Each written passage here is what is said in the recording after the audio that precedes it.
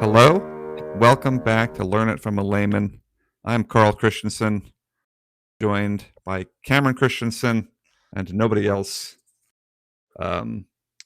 Psychology of no one else joining us is probably a lot of negative reinforcement. Cameron, is that we've tried to scare Tim away constantly, and Matt negatively reinforces his own presence in the podcast. So something along those lines. We Okay. might have that, or we might have to change it later. We will see. Yeah, something like that. Okay, we're going to talk about the basics of psychology, which is kind of astounding for how long this podcast has been going on that we haven't already done this topic. I mean, we've done kind of tangentially related topics, but we've never done the basics of psychology. And there's a lot. This is a huge field, so that this is, as these podcasts are wont to be, it's going to be very touching on the high points, and we don't have an expert with us today per se. Cameron, you've taken psychology before. I think we both took it in high school. I don't know. Did you take it in at university level as well? I did take 2 university level psychology classes. Okay, so significantly, I have my closest psychology class. Well, it wasn't a psychology class, but I took psycholinguistics, so the psychology of language, which is obviously a subfield of psychology. So I guess it kind of is a psychology class, um, but we won't get into probably as much, obviously, as much as a college level course would. But we're going to touch on some of the high level topics of psychology, what psychology is good at, what psychology is interested in finding out, and then we're going to talk about some specific studies that I think people are very interested in, and maybe ones that you've heard of, and probably a couple that you never have heard of before. So let's dive in. So psychology. Was Freud just a pervert? I think the research, I think the data say yes. um, anyway, yes. So psychology as a study is relatively young, as kind of a scientific field. Obviously, the idea. So psychology is the scientific study of how people think, and behavior, and feeling. So it's a way of understanding, all of those topics, the way that we interact, and especially the way our mind works, and how that affects behavior. So let's talk a little bit about our thoughts, our emotions, and our behavior.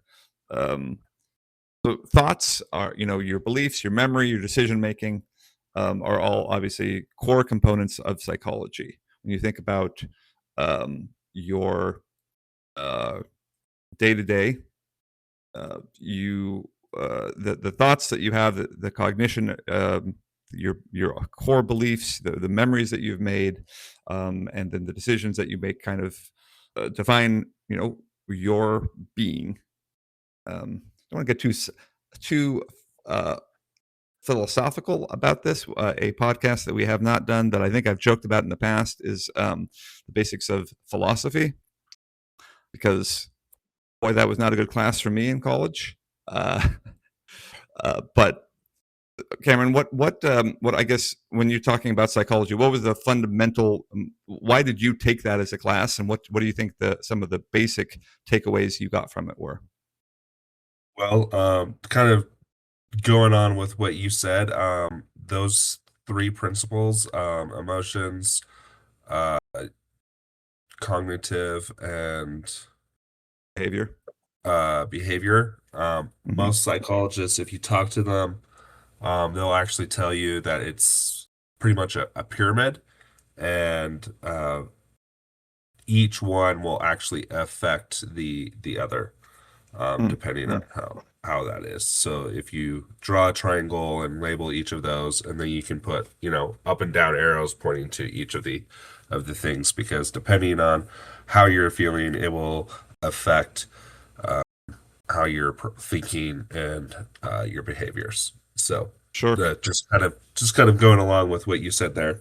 Um, and honestly, one of the reasons I took psychology, um, just kind of see how I felt about different things, was probably because for some weird reason, everybody would come to talk to me in high school and things like that about what was going on in their life. So Mm. I was like, what's going on? Why do you all want to talk to me? What is it about me that you want to talk? So I was like, maybe I Sure. should take some classes and see if I like this. Yeah. Um, Yeah. and I actually did Yep. like it, but then I was like, I hate writing. And if I'm a psychologist, I'm going to have to write lots of things about what people are feeling and thinking. It's true. And so uh, I Okay. was like, I don't want to write. But Yeah. interesting. Now I'm okay with that. So we'll There you see. go. Take a turn in my life to do something more psychological. But some of the fun Sure. That. things that uh, that I kind of remember from class, probably some of the things that we'll touch on later, I'm sure, in the podcast is the famous Stanford study of the The marshmallow this one. the what one? The marshmallow one. No, the prison guards and uh, prisoners. Okay. Yeah. They Stanford actually. It turns out big Stanford. psychology department there. Lot of good studies coming out of Stanford for the last 100 years. So yeah. Yeah. So there's a lot of interesting stuff, and interesting also enough, a lot of the studies that they, kind of did early on are the basis of why they're not allowed to do those studies anymore. So I found that kind of interesting. Right. Uh, they Right. found out that if you give people certain kinds of power over other people, they will take that and run with it and actually cause some serious trauma and some other things. Um, Mm-hmm. Mm-hmm. Right. Yeah, I mean, in some ways, and we'll talk about, yeah, as we talk about some of the actual case studies, it will become quickly apparent, like you said, Cameron, like the Stanford prison study, that like there are more rigorous expectations and qualifications for experimentation these days, because it turns out that you can create really some very dangerous psychological environments for people based on trying to study them, and so that uh, there are lots of you know there are lots of red tape now, lots of hurdles you have to jump in order to get studies signed off when you're trying to experiment with people's behaviors and their mind, um, because it gets very personal and very scary very quickly. yeah. But yeah, sorry, Apparently go ahead. messing with people's minds can cause issues. Who knew? Right. Uh, Yeah. Yeah. So uh, yeah. So I yeah, actually got to I participate in a few studies while because I took a psychology class too. okay. Yeah. Was I mean, and yeah, so that I guess this is a good time to just mention before we'll go back on kind of the basic concepts and some of the basic branches of psychology, but talking about the scientific study of psychology, which is any of these areas of science, all have the same basic fundamentals of like hypothesizing and experimentation and recording and just the basic scientific method that we go through that you learn about in middle school is applied to all of these. But obviously, the way that you go about experimentation, it's one thing to experiment with biology or chemistry, it's another thing to experiment with the human mind.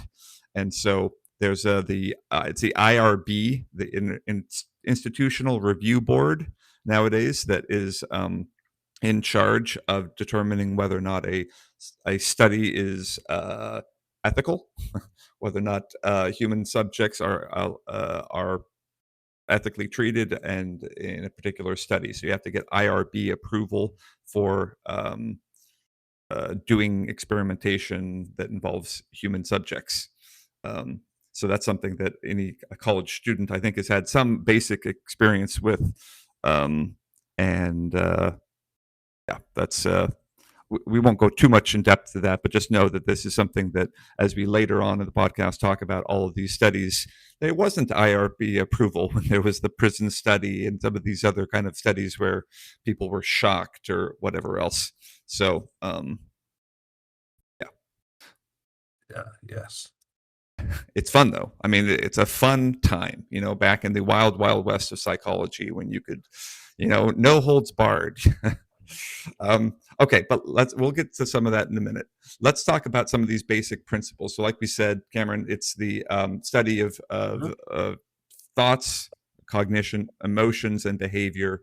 And so, from those things, you derive a whole uh, litany of branches of psychology. I was trying to, for the research for this podcast, to kind of narrow down, like, what are the specific branches of psychology?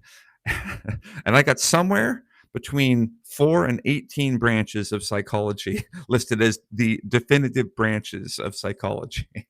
So I think, suffice to say, there are a lot, and there are no definitive branches, but there are more common things that kind of that fit into specific groups, psychology, sub disciplines. So we're going to talk about a few of those. So there's Yeah. behavioral psychology. I would. I was going to say I No, go got ahead. around 6 different ones. Okay. I was when I was going through it, I'm like, what are like the mainstream theories being taught in psychology today? And I got around 6. So Okay. Well, I'll hit one. You hit one. Whoever runs out first. wait, let's go. um, okay. So behavioral psychology. Um, so this, like, I mean, this is one of the core parts of psychology as a discipline overall that I just mentioned. But so behavioral psychology is how behavior is learned. So we're talking about conditioning, rewards, and punishments, and that is a big part of, I think, what you learn in like high school uh, psychology, which is what I took. And talking about, we're talking about the carrot or the stick, spanking versus candy, or whatever it is. So and or any type of training where we can train a specific behavior based on rewards or punishments, and just how behavior develops given different circumstances, right? Um, any did you found that area as well, Cameron? Any Yeah, ideas yeah. or Behaviorism. I was going to say a lot of those roots are the people that kind of fathered this part is I want Skinner and Mhm. Pavlov. I think Pavlov? most Yeah, right. people are Pavlov. Yeah, most people um, are probably most knowledgeable about him. Um, but Skinner also did some really good, awesome things too. The Skinner box. He worked with a lot of pigeons and things like that, if I'm remembering correctly. That's Um, correct, right? so like getting them to peck certain patterns, but Pavlo and his dogs, making them salivate through operative conditioning um, every time they heard a bell ring. So, Right. and And we can probably go that's into that a little bit if we want to, or I don't know. sure. I mean, and maybe we can touch on it a little bit longer. I love just bringing this in kind of to the world that people are. So everyone's heard of Pavlov dogs. I feel like, and by everyone, I mean if you're probably high school level or higher, you've heard of them, and maybe you're not as intimately familiar with the exact experimental, behavior that he did, that Pavlov did, but the kind of the current modern culture equivalent or implementation of that was the Office episode where Jim trains Dwight to want a mint every time he has his computer make the Windows sound, that and then every time he gives him a mint, and then he does the sound and doesn't give Dwight a mint, um, and uh, and then Dwight says, "Oh, my mouth is dry and it tastes gross," and so you know, obviously a humorous example of what what the conditioning experience is that when we have a specific set of inputs routinely, our whole biology kind of forms around that, of like this. Oh, this is just the way we are. This is what we get. Like we either salivate, or our minds, are the chemicals in our body take on particular ebbs and flows. And then when that is taken away, without the stimulus, our body is still going to follow that same pattern, um, or without the A reward. certain period of time. Right, for a certain period of time, exactly.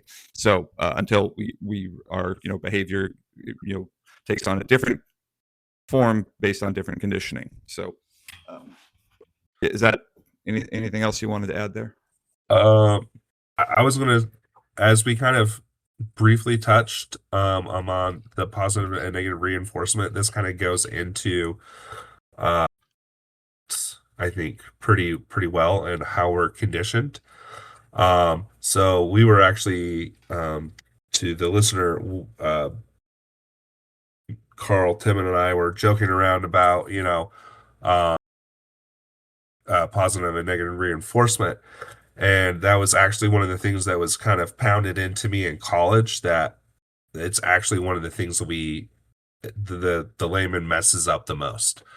So like, what actually is positive and negative reinforcement versus positive punishment and negative punishment.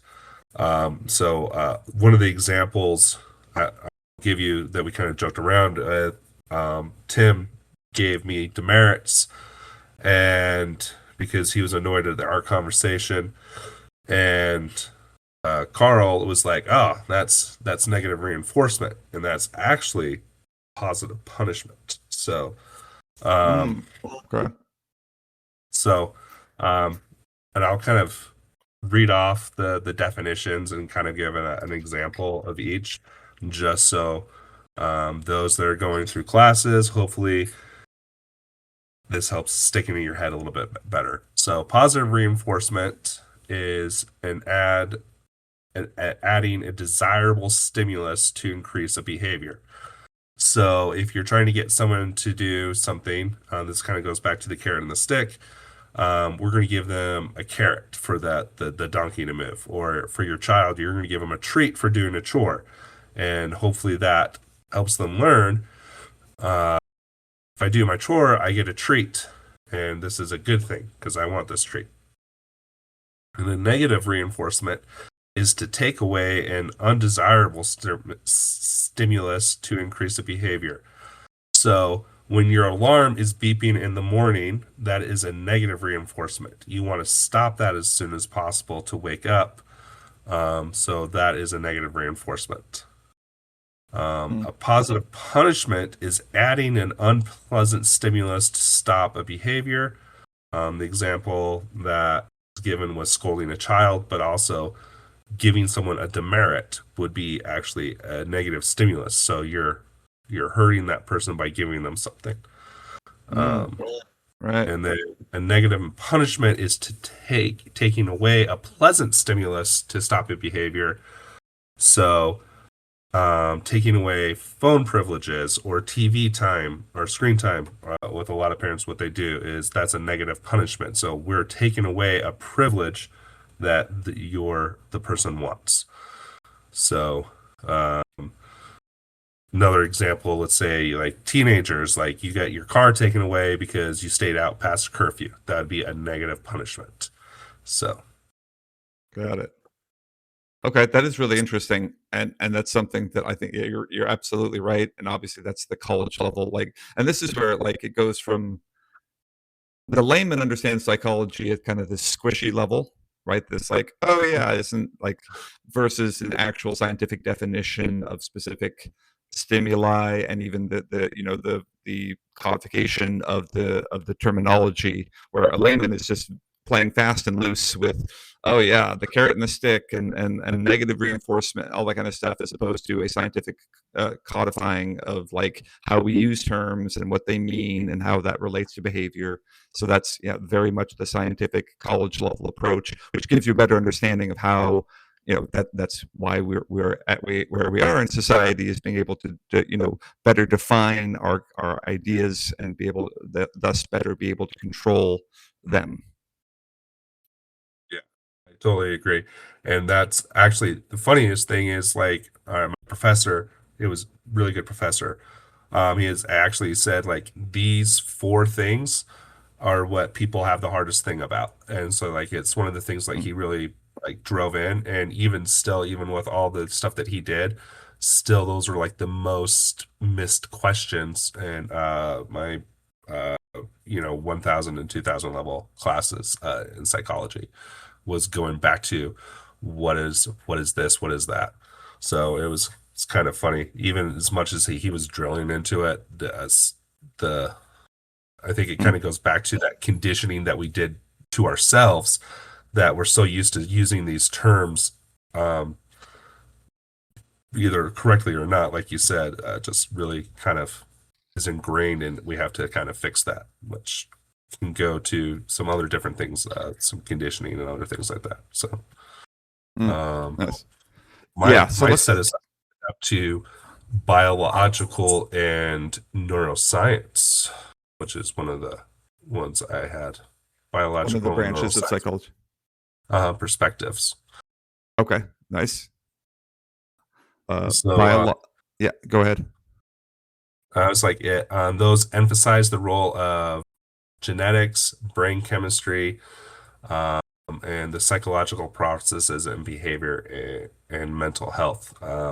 So, depending on how you process different things through different stimuli, um, they they have programs, and different things, like they can put a net, a neuro net over your head, and it will actually read what's going on in your brain, as Mm-hmm. they'll give you different exercises to do. They can see how fast you can reset yourself, and as you process different emotions and stuff like that. Where I currently work, they actually use a lot of this.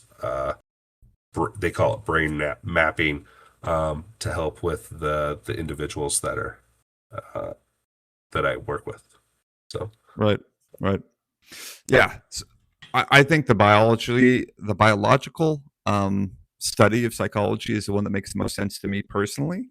And I think that is because I took more biology in I guess it's more it's to me, to the layman, it's more approachable from a hard science point of view of like understanding, oh yeah, okay, this chemical makeup, it's this brain structure, it's this brain scan, it's just these genetic components.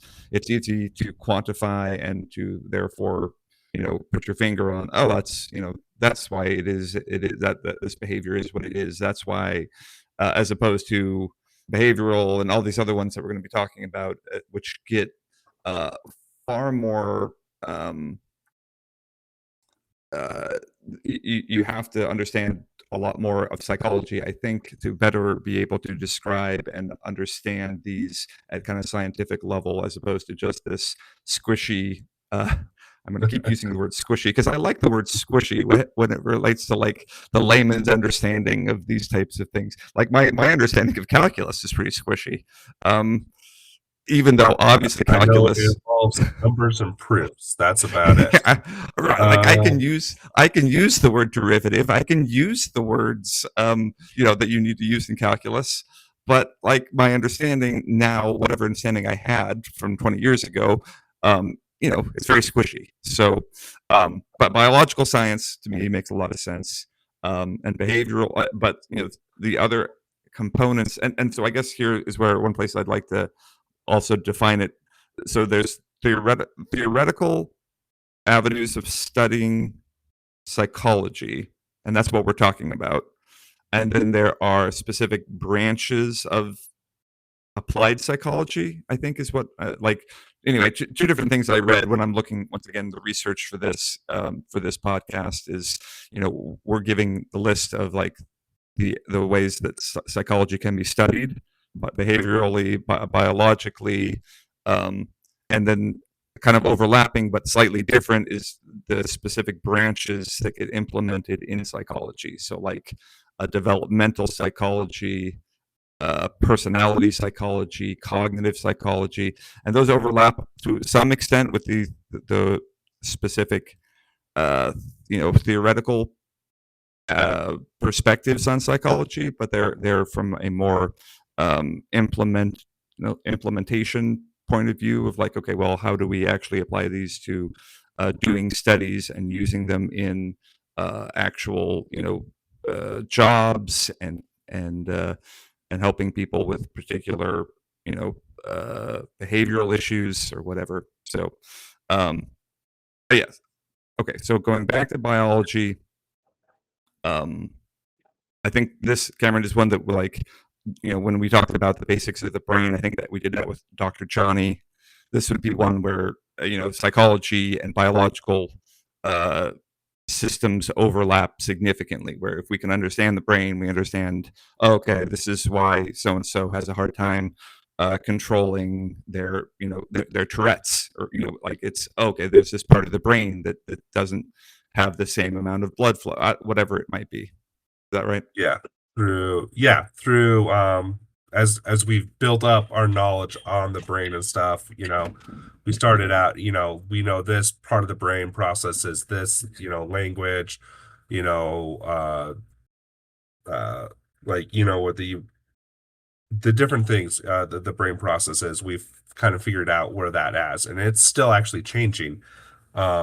Even today, I when I'm bored at work, I pop open my phone and I like to read science studies that are coming out, and they've actually decided they thought this one cell did something up in the brain, and actually they're thinking now it actually is part of memory holding on, versus a helper cell for your neurons. So there's a lot of interesting things kind of being changed, but I think where you're talking about why certain things click better for you, and it is you're used to that hard science that I can replicate this, I can follow the scientific method, and I'll get the Right. same results every time. Where other parts of psychology is kind of more of a pseudo science where you're not getting the same results um, all the time with every individual because they're slightly different. So you're going to have different results. And versus the other one, you can get solid results because we all know everyone has this point in their brain that controls this thing, and we can record it and see how they work with it. So Mm-hmm. Mm-hmm. I think that's part of one of the things that probably talks to you a little bit better. Um, and you were kind of talking about more of the theoretical side, which I think they would kind of fall under cognitive psychology.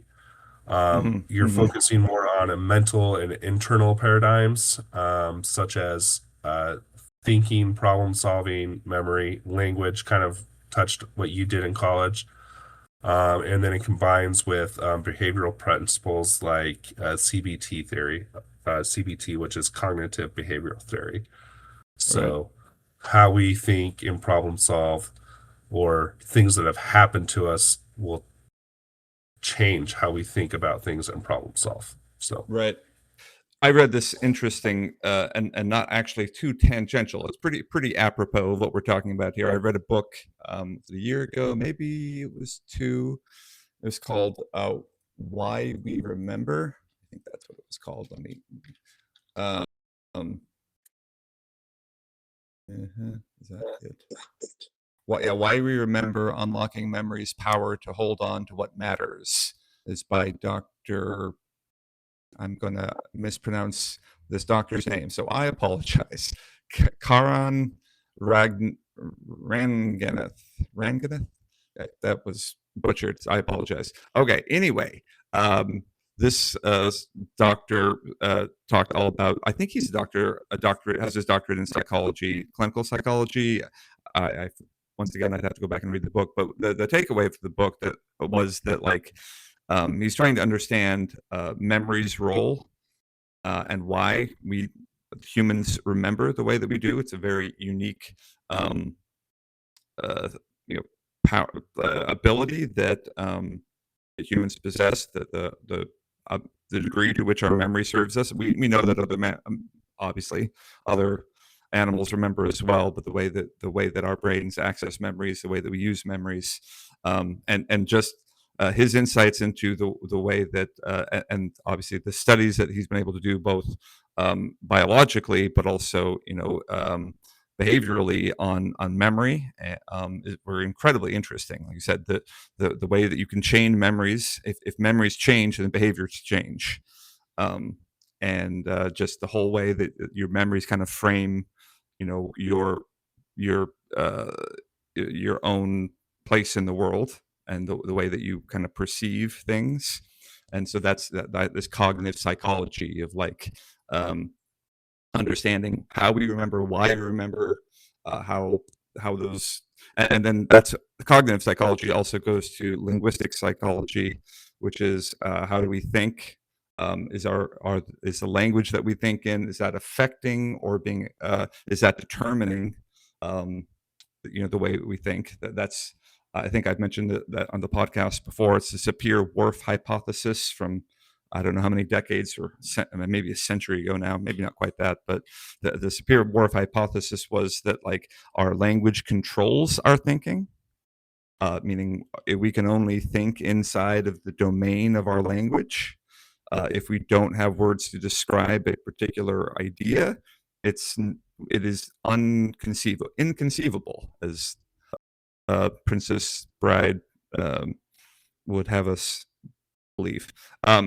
But that whole paradigm of seeing language as kind of the superstructure on which all thought is built, as opposed to what a softer version of the Sapir-Whorf hypothesis, because that was partially debunked. There are parts of it that is true, but the idea that we are tightly controlled, our thoughts are so tightly controlled by language, I think has been largely debunked. But there is certainly some overlap between saying the more that we have words to describe something, the better, the more thoroughly we can understand it and therefore internalize it. So there is certainly some truth to the idea that language is uh, it really helps expand our cognitive processes, at least. So anyway, that's the linguistic soapbox. I'll get off of that now because people came here for psychology, not linguistics. But that's part of cognitive psychology, and then just the way we perceive things. Okay, but we can't dwell on any of these two. People are waiting for these interesting studies. We got to hit a few of these other perspectives. So Cameron, what's another branch or another theoretical perspective, either one for psychology that we want to talk about? There is humanistic psychology that Hmm. focuses on human potential, actual, nah, Actualization, yes. thank you, self-actualization, and you just said it, and I still can't say it, and free will with approaches like unconditional positive regard. So that's kind of one of those you see a lot of motivational speakers kind of head on and stuff like that. Hmm. That if you believe something hard enough, you can make it happen. And if you can imagine yourself in a certain situation, or that's your goal, um, there's lots of little things about it. You'll see it in a lot of motivational things, how to change habits. A Right. lot of these things kind of mold around each other, but it's you see yourself in this, you like put reminders on your computer or different things that you look at every day, and if that is what you want, dream boards, stuff like that, you'll self-actualize that to the point where you'll achieve it because it's something that you're ingraining into your psyche that this is what I want, this, and you're gonna do it because we are tricking ourselves basically to this is what we want, and so we're gonna push ourselves to get to what we want. So there's a lot of fun kind of with that. Right. As you're thinking that there was atomic thinking touches on kind of on that a lot. Where that's a book, by the way, Atomic Thinking. Mm. Um, anyway, it kind of changes how you're setting yourself. Change how you're thinking to where this is where I want to be, and then you kind of go step down. What do I need to do to kind of achieve Nice. that? Right. So that, yeah, like you said, this is a lot of that, the motivational speakers. This is also a lot of the self-help books, the that type of thing, where let's analyze our own psychology, understand where we're at and the choices that we can make, and maximize our positive influence on ourselves and in our society or whatever it else it might be. That type of psychology, and I think it's something the layman is intimately familiar with. Just like it is in every, the 7 Habits of the Highly Effective. What was that one? Stephen Covey book. And Yes, Steven, 7 Habits. Habits of Highly Effective People. Yeah, that I one. think that's what it is. Right. And there's just a plethora of those types of books. And I shouldn't have even listed one because there's a bunch that people love, but um, that type of thing. But in a day-to-day layman perspective, it's like, well, how do we get our job performance or our relationships or our eating or our health, our exercise, whatever else. It's understanding like, okay, well, these are the inputs. Like, this is the input I'm giving myself, and these are my habits. So I need to change, my my actual environment in order to get a different, outcome. I can't just wish it. Like, these self-help books, I think, obviously emphasize our the power of the human will, but they also, at least in my experience, underscore the fact that these things are also dependent on establishing a new routine, and you can't just will something to change. You have to create the correct inputs, the correct environment for things to change. So that's that type of humanistic psychology where it's understanding all of that in order to use that in your own psychological reality. So, okay, great. Next, here we go. Yes. Is there anything else you wanted to share on that, Cameron? No, no, I think we hit that. I was trying to Okay. remember a psychiatrist's name for one of the other things I want to throw up, but I just found it. Okay. So, Shoot. so um, the psychodynamic and neo-Freudian theories. Uh, Yes, I saw that as as well. Yep. we kind of talked about Freud a little bit earlier. We both think that he's a pervert, may Right. or may not be true. Some of the therapists that I've talked to agree with me, others not. Hmm. So kind of it jumps into a lot of how we think and feel, focuses on uh, early childhood experiences, and unconscious motivations and interpersonal relationships.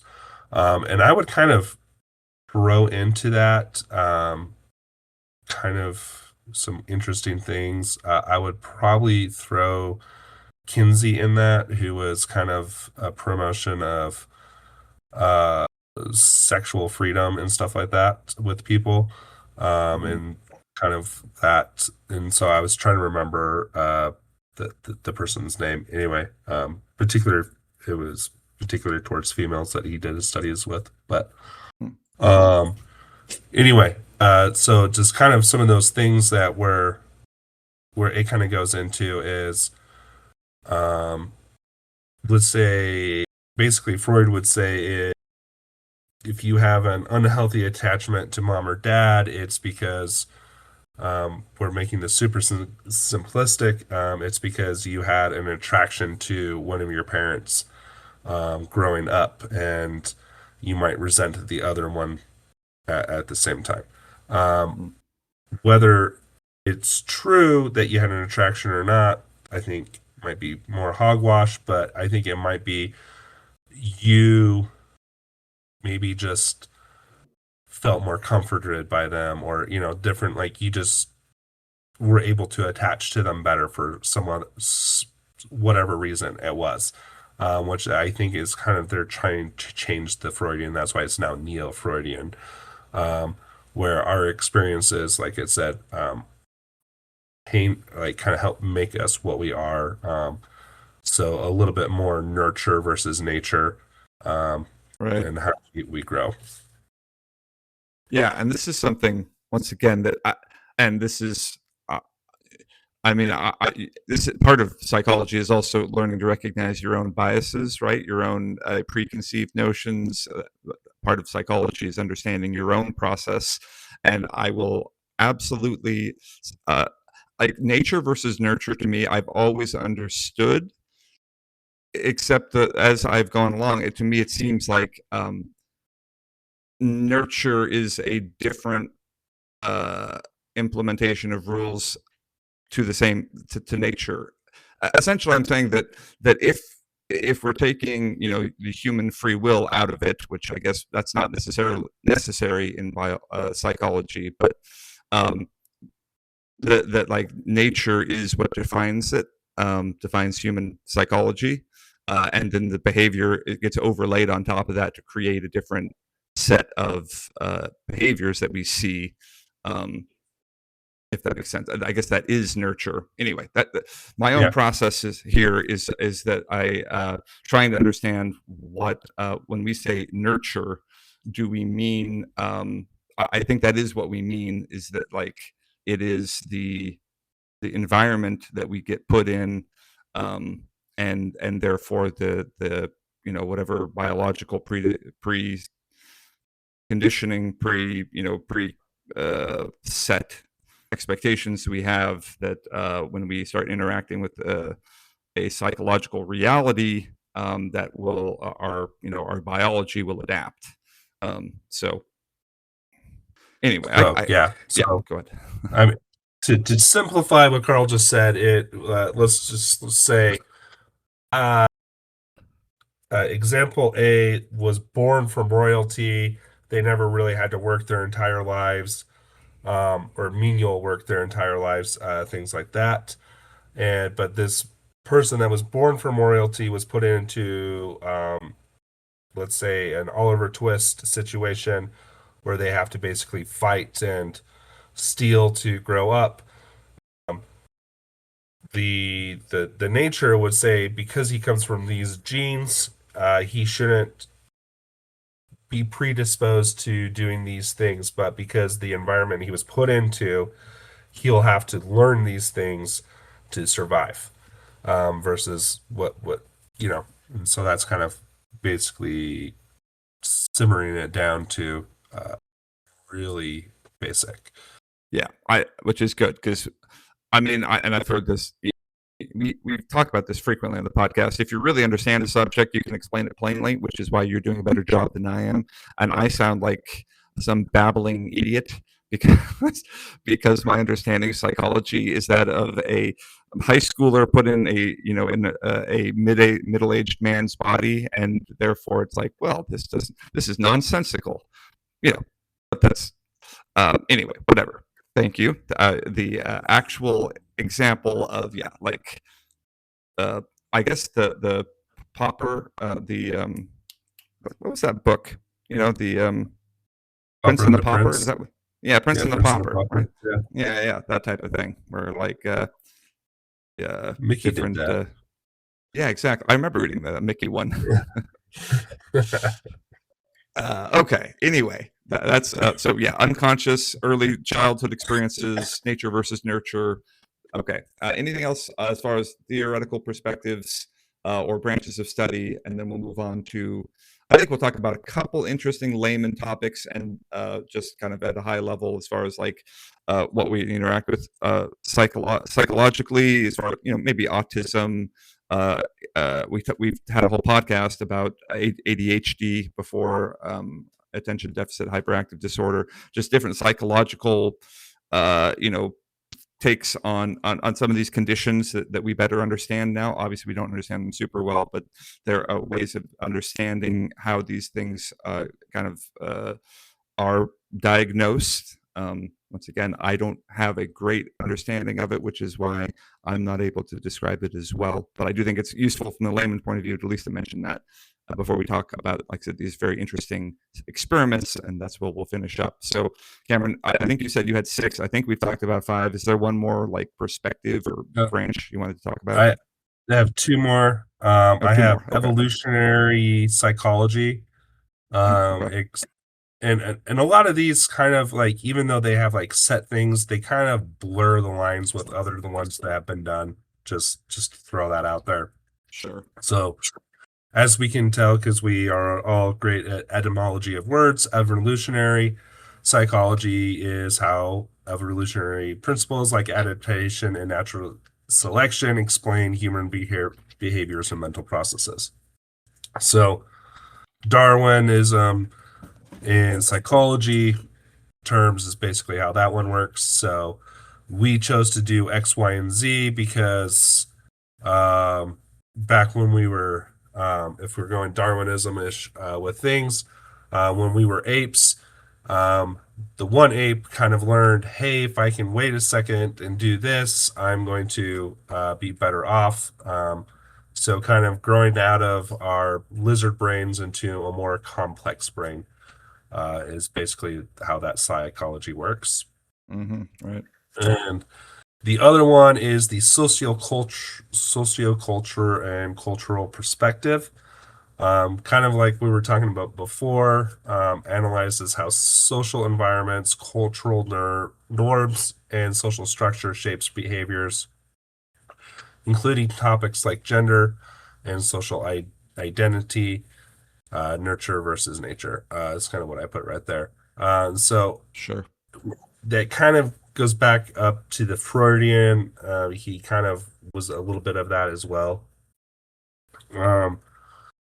Right. But yeah, so they kind of branch over, but this is like a great example is there's certain gestures you can do in one country that are totally acceptable versus another country they might not be acceptable at all.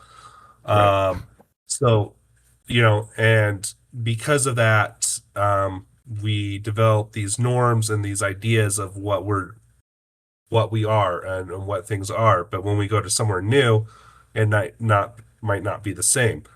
Um, Much like gender and stuff like that. One of my favorite books, kind of a half joking, half serious thing. The writer was talking about the one of the characters, Syl, says we actually have 3 genders. It's because you humans are stupid that you only have 2. So it's kind of we're talking about like we can have these multiple of other things depending on how we're raised. So if we're not taught any different and are taught that these things are okay, and then we go to another society, we can be completely scared of what's going on. We can, I'm sure it probably touches in colonization of what happened to other things like that. I think that touches a little bit more on sociology combined with psychology as well. Right. And the reality, and that, yeah, that's and psychology does make inroads, obviously, in lots of other scientific disciplines like linguistics, like sociology, like biology, because humans are what we study in in a lot of these cases. Less so in like chemistry or math, right? There's not really a psychomathematic branch of study, unless you're talking about how you lose your mind by studying math, um, which would be interesting. But I mean, only 0 or infinity. That's where the people go right, crazy. right, exactly. But yeah, like when we're talking about human studies, then psychology is going to come into play, and therefore there are these sub-disciplines, like Cameron's saying, that that are affected and that are relevant here. That that we can delve more into. But okay, I'd like to. I started. Is that it, Cameron, for those Yeah, areas that of? that's what I have. I mean, if we wanted to touch a little bit more on other things, but I think we did a really good job. Okay. I already started to discuss it, but the idea of, and I won't want to be misunderstood, because it's really easy when you're a layman like I am without good terminology or way of describing these things to be misunderstood, and miscommunication, I think, is where we get a lot of um, uh, uh, the perception of others, um, you know, ignorance becoming ignorance is becoming malice. Um, anyway, talking about autism in the perspective of psychology is not to say that I think it's something that needs to be viewed as a mental illness, because I don't think that that is not the way it actually is. It is a neurodevelopmental condition, from what I've been the research that I've done. Anyway, but psychology helps us understand how to interact and why autism presents in the way that it does, and how the psychology of autistic people can better be able to, you know, how we can, how society can better adjust, and how society can interact with autistic individuals anywhere on the autism spectrum, right? So I hope my terminology and my lack of familiarity with the subject intimately isn't necessarily a roadblock to understanding the idea that the layman here, and I think I represent a good portion of laymen that are familiar with autism, kind of the very superficial level, but that, like, psychologically speaking, it is there are lots of characteristics that we can dive into. We're not going to spend a long time on this, but like social interaction with autistic people, the psychology of it is very different than dealing with social interaction with non-autistic people. And so the sensory processing, different behaviors that they exhibit, um, when you try to overlay a normal, and by normal I mean like a majority uh, uh, understanding of, societal norms or psychological norms on top of it, and you see someone uh, flout those norms, and or not be able to uh, adhere to those norms, that's when you get kind of these lack of um, being able to tolerate each other, this lack of understanding. So I think it's very useful to say, okay, for social interaction for autistic people, what does the psychology of an autistic person tell me, as far as what they're going to be able to, when somebody comes to uh, a party and isn't able to deal with normal social cues, and or there's too much noise, they're wearing headphones, whatever it is, in order to block out noise.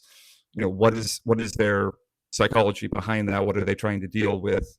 What is this my own psychology that I need to understand to process how to deal with my own issues, and or the way I interact with those of other, I think the term is neurodivergent individuals that have other psychological processes going on, that of which I'm either not aware of, or at least certainly not intimately aware of.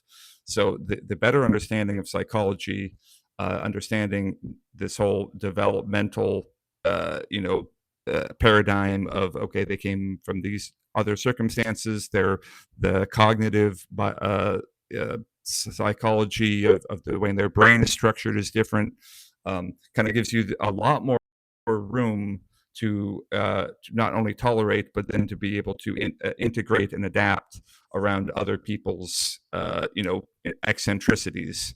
Does that make sense, Cameron, or am I just once again blabbing? No, that makes sense. So, yeah, no, it makes sense. So the other one, Cameron, I know that we've talked about before in the past, and one that you're intimately familiar with, is ADHD, attention deficit hyperactive disorder. We had a whole podcast, so that's something you were diagnosed with as a child. Psychologically speaking, like you said, like in high school, people talk to you a lot. Did you process things differently as a result of that, or how did psychology play in, in ADHD for you? Well, now ADHD actually falls in to neurodivergent. Right. Um, I don't Right. think it quite falls into the spectrum, like autism and stuff like Right. It's a that. different thing. Uh, Right. Yep. it's a different thing, but they're both not neurodivergent because we process and think things differently.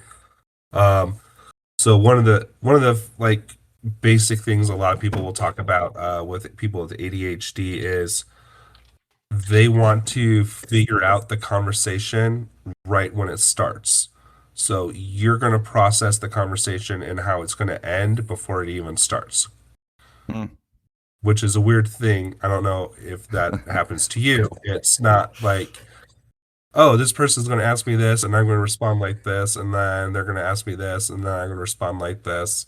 Like literally, that's how my brain works. Like anytime I'm talking to someone, it is literally I am doing the conversation in my head before the conversation even happens. Interesting. Um, Okay. which is a weird thing, and I've talked to other people and like, well, what do you mean? Like, what if it's like this? I'm like, well, I played it through, and I've already been like, this is probably what they're going to ask me, and this is what they want to hear. So depending on how I'm feeling, I might just go this way. Um, so there's a lot of weird things that we'll do. Um, Another interesting thing is some people have an inner voice. I don't have an inner voice. That's not necessarily linked to ADHD, I believe. But it's one of those things like people actually like when they say, "Oh, I'm talking to myself," they actually have like a person doing an inner monologue. I think it's more frequent for girls than it is for boys, but they actually have someone. There's someone in their head talking. I have no one in my head.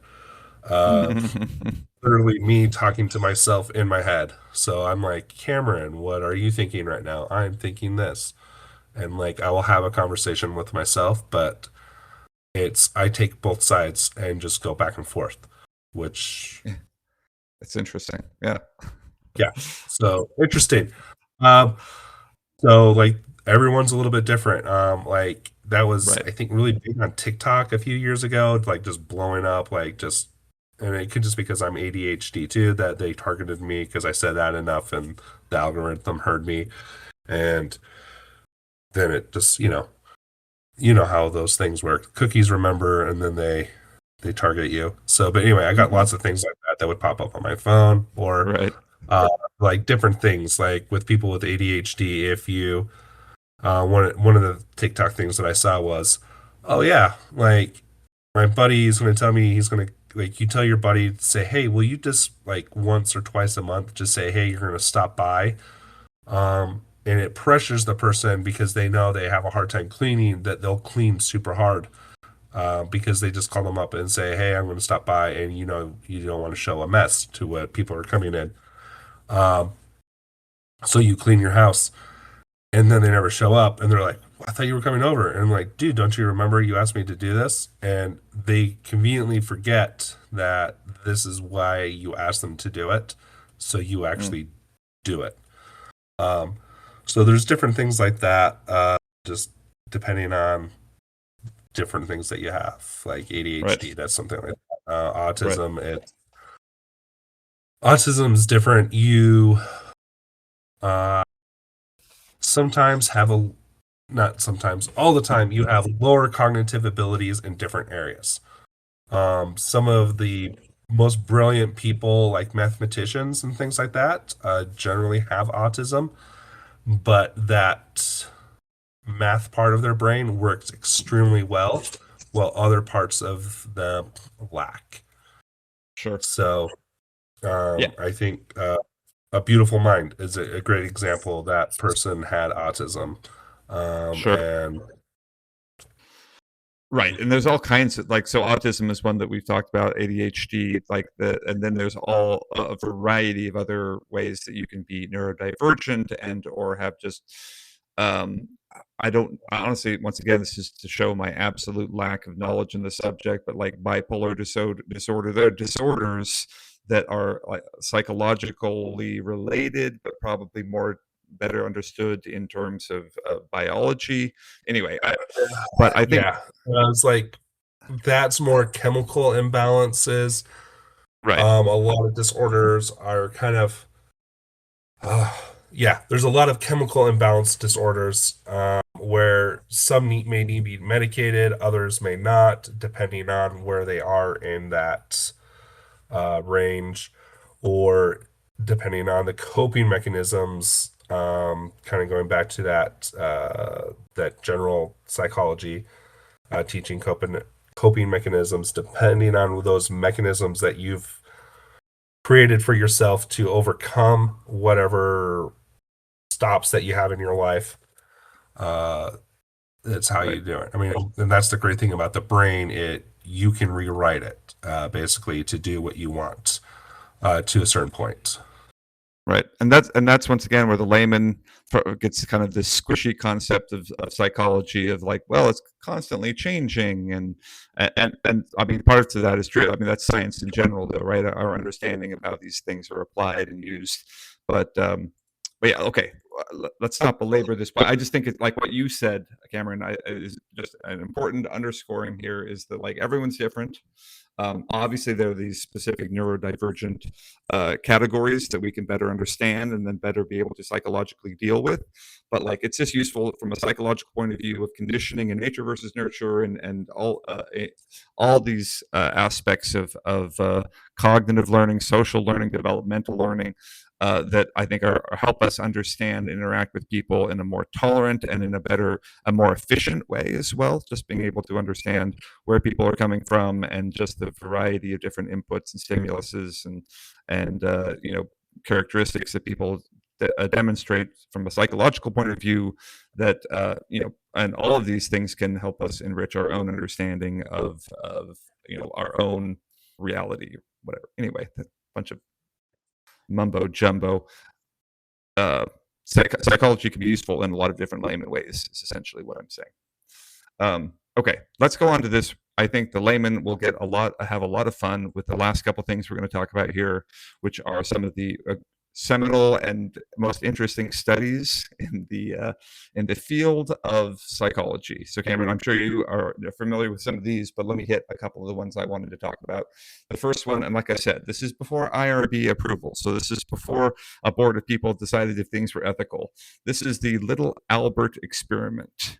So this was conducted by John B. Watson and Rosalie Rayner at Johns Hopkins University in 1920. So this is over 100 years ago. It says the experiment is considered to be among the most unethical psychological experiments of all time. Um, the hypothesis was that a series of pairings could condition a 9-month-old child to develop an irrational fear. So they're making a baby irrationally afraid of something by putting two things together. So the experiment began by placing a white rat in front of the infant, who initially had no fear of the animal. Watson would then produce a loud sound by striking a steel bar with a hammer every time little Albert was presented, that's the baby, was presented with the rat. So every time the rat came out, a loud noise would be accompany it. So after they did this a few times, the noise and the rat at the same time, the boy started crying every time the rat appeared. So yes, it created similar condition reflexes with common animals and objects. So they did it with rabbits. They did it with a Santa's beard, apparently. So they really messed with this baby until the baby presented this behavior, this reaction of crying every time he saw the object, but didn't have that negative sound input. Um, so that the study proved that classical conditioning works on humans. Um,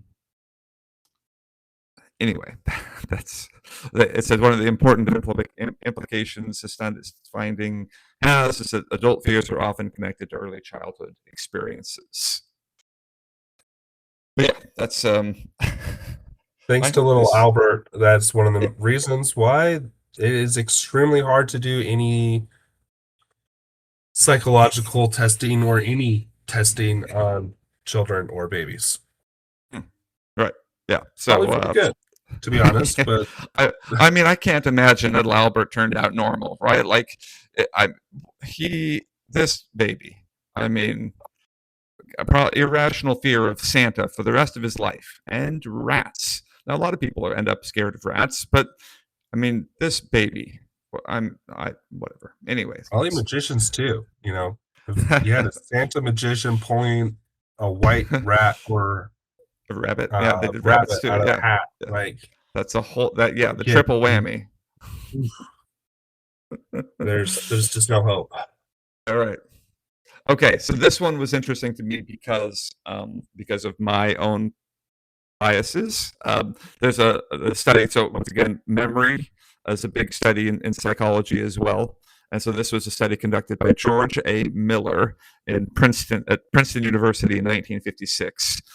And this is frequently referred to as Miller's Law. The magical number 7 experiment purports that the number of objects an average human can hold in working memory is 7 plus or minus 2. The idea is that the human memory capacity typically includes strings of words or concepts ranging from 5 to 9. This information limits to the capacity for processing information became one of the most highly cited papers in psychology. So essentially, the idea is that the study was that Miller discussed.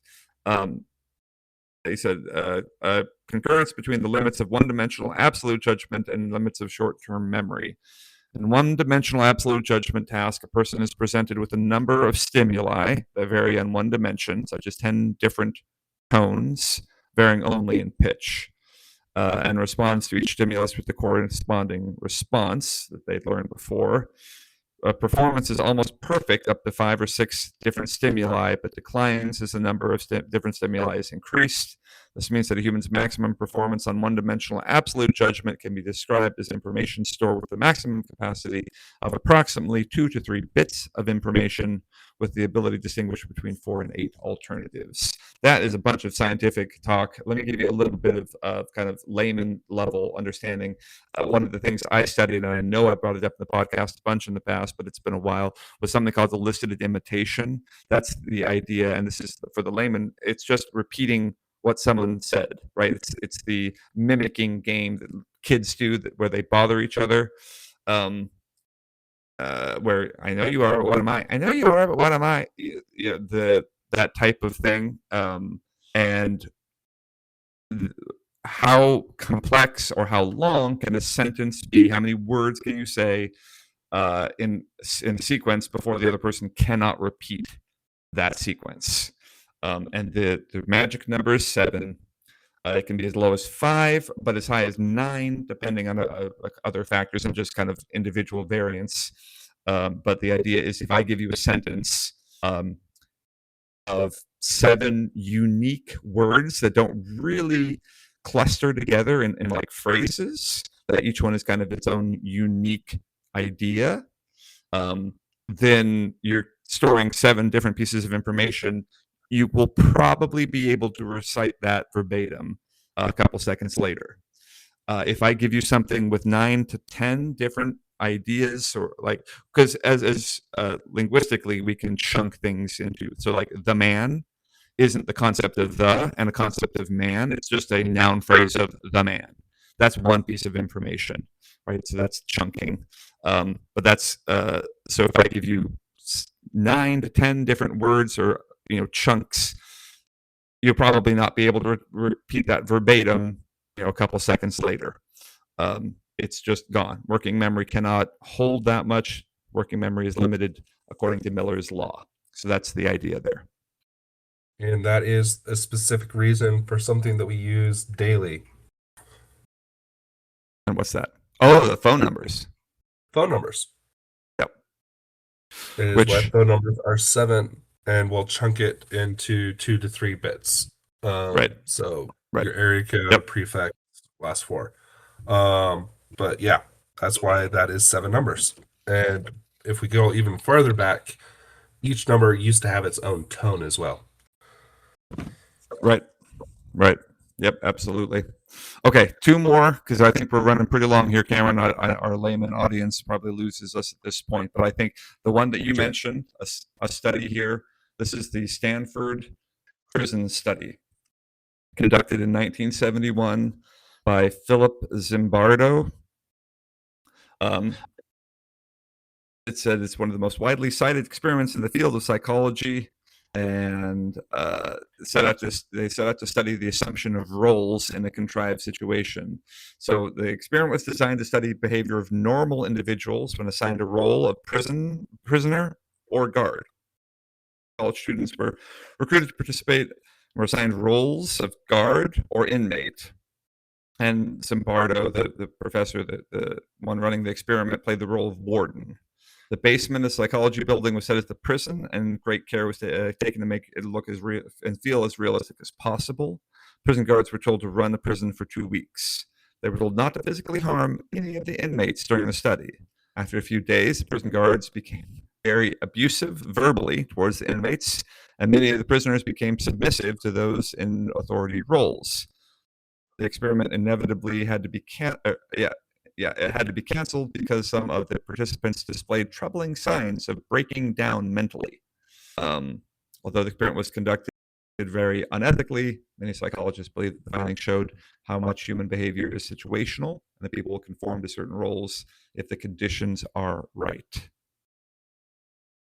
Even So, if I remember correctly, even uh, the dude doing the professor, because he was the warden that actually set him up uh, to have issues in that study. Yeah, so crazy stuff. okay. Yeah, I mean, some of these early ones are very interesting. Uh, okay, let's get one more. And this is one I mentioned at the beginning. That's the marshmallow test. So I think a lot of parents are familiar with these. I know a lot of our listeners are not parents yet, or maybe uh, some are grandparents. So we have age all over the spectrum in our listeners. But this is another Stanford University experiment in 1972 conducted by Walter Mischel. Pardon the pronunciation again. Um, but to study whether deferred gratification can be an indicator of future success. So in the experiment, children ages 4 to 6 were taken into a room where a marshmallow was placed on the table in front of them. Before leaving each of the children alone in the room, the experimenter informed them they would receive a second marshmallow if the first one was still on the table after they returned in 15 minutes. The examiner recorded how long each child resisted eating the marshmallow and noted whether it correlated with the child's success in adulthood. A small number of the children ate the marshmallow immediately. One third delayed gratification long enough to receive the second marshmallow. In follow-up studies, Mitchell found those who deferred gratification were significantly more competent and received higher SAT scores than their peers, meaning that this characteristic likely remains with the person for life. The study seems simplistic. The findings outline some of the foundational differences in individual traits that can predict success. There's an addendum, another study, and I don't have it in front of me here, but it was about. This one seems unethical to me, but I feel like it was a more recent study. They snapped a rubber band on the bottom of an infant's foot, and then counted how many peak cries the baby had. So how many, if you've ever watched a baby cry, kind of like they peak out and then they come down, and then they peak out and then they come down. Peaking out meaning like full crescendo cry, and then they take a breath, and then they can build back up. And they counted the number of times they peaked before calming themselves down, and then they tracked them throughout their lives to see if babies that cried longer, and what they found was babies that cried unconsoled longer succeeded statistically more likely to succeed in life than those that calmed themselves more quickly. Huh. Uh, yeah, so this idea, but it's a combination. So the marshmallow test is delayed gratification, meaning if we're able to say, uh, I will not have that marshmallow because I want 2 marshmallows, that then also applies to I will not take that lower paying job because I'm going to get that higher paying job, or I'm not going to steal that CD because I'm going to, pay, buy the whatever. I don't have a great example for that, but delayed Yeah. gratification, better outcomes. The same thing then for infants. You could also already tell in infants, if infants are driven to demand attention, they are more likely to succeed in life, right? Like if you, as a child, were just uh, driven, like I have a child, I have 5 children. I think that I hope they're all going to succeed in life, but one of them was way more likely to scream for so long that we think that she's going to be a savant. uh, she like just that drive of I will not be consoled until I get the thing that I want, the single-mindedness of I will drive myself to success, is already present in babies. So um, anyway, Cameron, That's anything to add? interesting. Um, I was going to add one thing, just kind of interesting stuff. There was a study done in Harvard between uh, in the early 60s. Um, and the participants were required to write essays about their beliefs. And then they would take graduate students and turn their essays back on them and basically break them down and tell them how they were worthless. And one of the participants was very much what their essay was about was singular justice and how that's basically how they were driven. They had a very rigid idea of what justice was. And he turned out to be not one of the greatest people. His name was Ted Kaczynski, and he did some bad things later in life. Uh, we might remember him better as the Unabomber. Ah, interesting. Yeah. So, um, Huh. Crazy. apparently, this study was also linked to the CIA's MK Ultra program. So anyway, how basically they were figuring out how people would react with mind control back during the Cold War. And I think this was ultimately decided was a bad study and should have not been done. But that's the fun that we get to kind of go with that. So there's lots of fun studies. I mean, I would suggest go on the internet, search, unique studies done in the 50s to 70s, and you're going to find some fun things that were done that you're going to like, wow, how did that ever get passed? So You're right. Yeah. I think it's really interesting that just all the different ways that this has been studied unethically and ethically, and just the way that we can better understand psychology. So hopefully this podcast has been useful. Cameron did a great job defining some of the different perspectives and branches of psychology. I did a great job obfuscating, making them almost unintelligible. So good job, Cameron. I'll try to not confuse things any further.